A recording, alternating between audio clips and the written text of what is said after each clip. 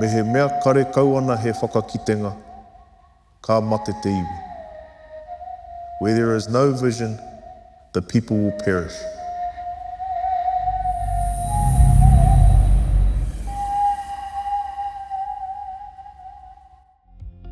As we wrap up the final year of this year's current 5-year plan, this year's theme for Hui a Tau is taken by the words of Te Puea.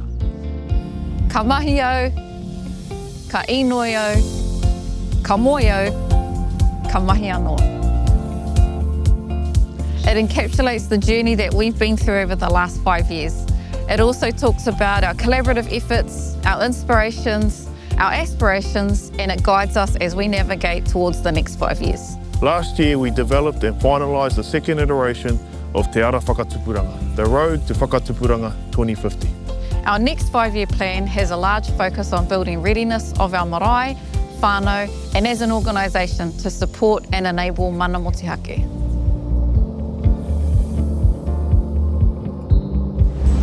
We've engaged with whānau, hapu and marae to identify the building blocks towards mana motuhake, and the following key objectives have been determined. Growing our people, Taiao resilience, scaling our investment, targeting our spend,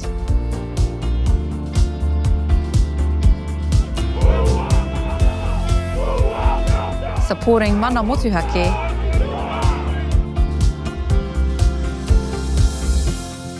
and strong organisation. The priority focus areas represent our levers to influence change and directions towards mana motuhake.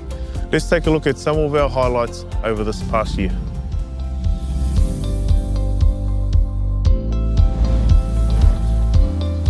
Almost every water expert in Aotearoa believes water reform is critical to unlocking the full potential of our economy. This is a serious matter requiring all sectors to focus on the health and well-being of this finite resource, rather than carving out their interests in it. This government is unwinding some of the Three Waters approach. I guess the critical issues for us is that the issues themselves aren't going away, so there still needs to be a lot of investment into ensuring our infrastructure is safe and that it is providing our communities with clean, safe drinking water. So the critical issues for us is really around our marae, ensuring that our marae meet all the new regulations and that we're not going to be affected by all of those drinking water standards, which might mean closures for our marae. Investing in our marae infrastructure, particularly around water, and making sure that we're not going to be impacted as a result of these changes. Last year we became particularly concerned at the ongoing degradation of the Whangamarino wetlands, Lake Whangape, and the wider range of other catchments in our tribal area. These areas are not only ecologically important, but hold very strong historic interests to our people, as is articulated in our Tiriti settlement legislation. Te Mana o Te Awa provides a framework that ensures the health and well-being of the water is protected and the human health needs are provided before enabling other uses of water.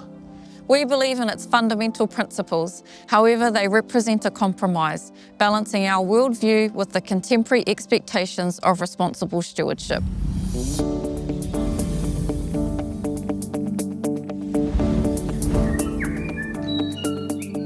We are committed to setting aside a significant portion of tribal lands in Hopuopu for a mixed tenancy housing development. This will effectively act as a community regeneration program, freeing up existing kaingoora homes and rehousing our whānau into new, safe, warm whare that are fit for purpose. We are working to deliver 150 new homes in a staged development over the next 2 years. It is an ambitious project as we consider adding another 100 homes to the Hopuopu Community Master Plan. We're also committed to our other housing projects around the Waikato region, which will bring more stock to the market. These include Te Hiringa,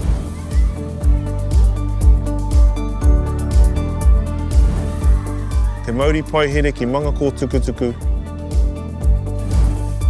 and Roto Kauri.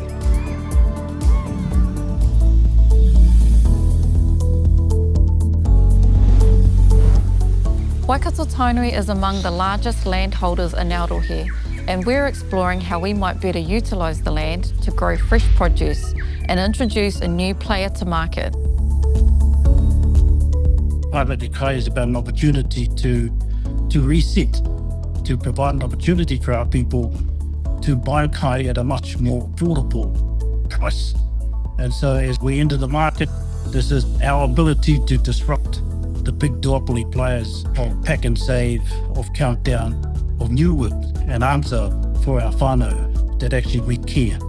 By that we mean a iwi-owned supermarket that provides kai at a much more affordable price.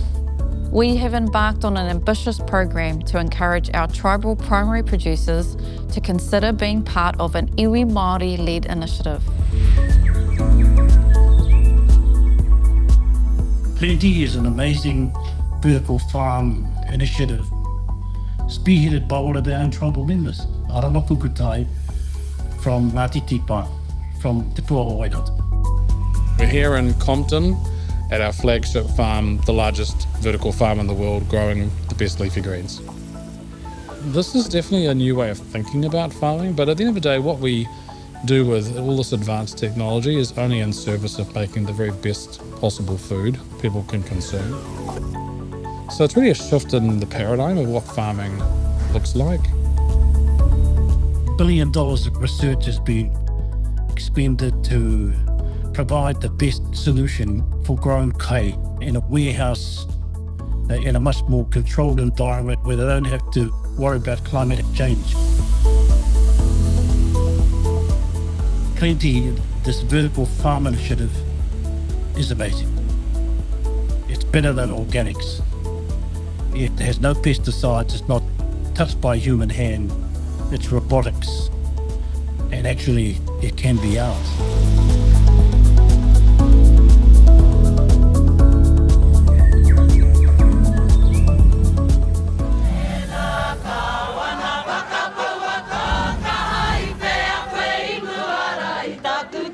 In 1995, Waikato Tainui became the first iwi to settle its outstanding Raupatu land claims with the Crown.